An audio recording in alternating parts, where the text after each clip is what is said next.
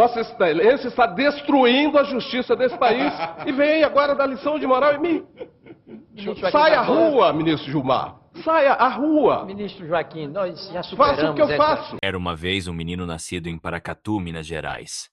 Filho de um pedreiro e de uma dona de casa, ele cresceu em meio a dificuldades, mas com um desejo ardente: estudar e vencer na vida. O nome desse menino? Joaquim Barbosa. Desde cedo, Joaquim mostrou que era diferente.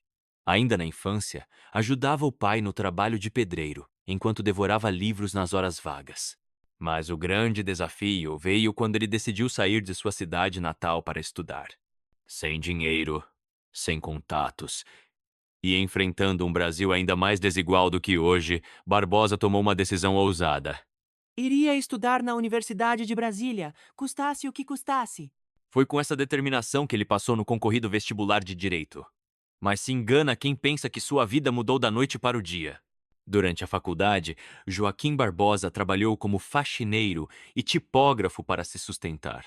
Sim, o homem que um dia se tornaria ministro do Supremo Tribunal Federal começou a vida limpando escritórios e operando máquinas de impressão. Com seu talento jurídico inegável, Barbosa foi conquistando seu espaço. Tornou-se promotor no Ministério Público e, mais tarde, fez doutorado na França. Mas o momento que mudaria sua vida veio em 2003, quando foi nomeado ministro do STF pelo então presidente Lula. O primeiro negro a ocupar esse cargo na história do Brasil.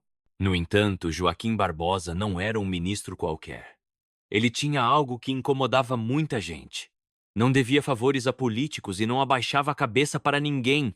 E foi assim que, poucos anos depois, ele se tornaria protagonista de um dos julgamentos mais importantes do país, o Mensalão. Em 2012, o Brasil parou para assistir ao julgamento do Mensalão. Pela primeira vez, figuras de alto escalão da política brasileira estavam no banco dos réus. E no comando do julgamento estava ele, Joaquim Barbosa.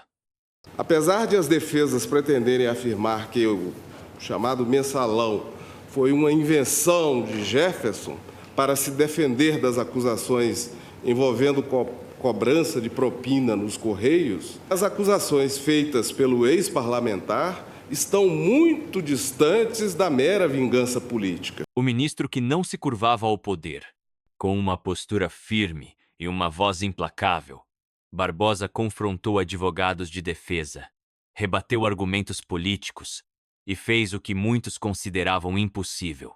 Condenou políticos que antes pareciam intocáveis. Seu nome virou sinônimo de coragem. Sua popularidade disparou. Em uma época em que poucos acreditavam na justiça brasileira, ele mostrou que a lei era para todos, até para os mais poderosos. Mas essa postura teve um preço.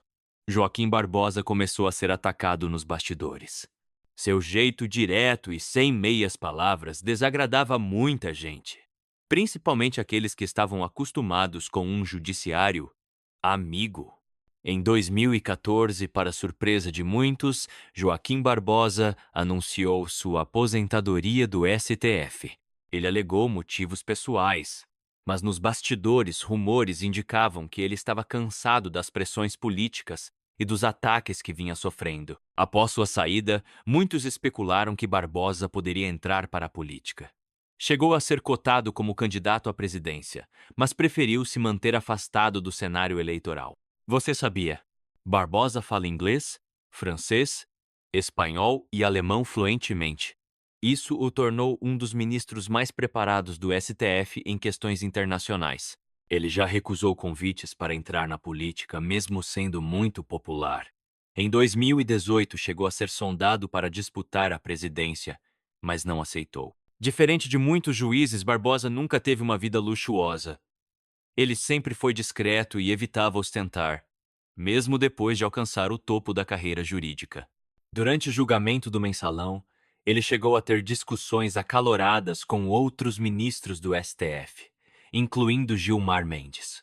Uma de suas frases mais famosas foi: "Vossa Excelência está destruindo a justiça deste país."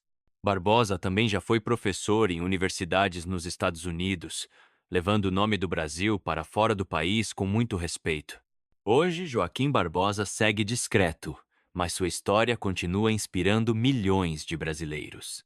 Ele mostrou que a justiça pode sim ser imparcial e que a coragem de um único homem pode mudar o rumo de um país.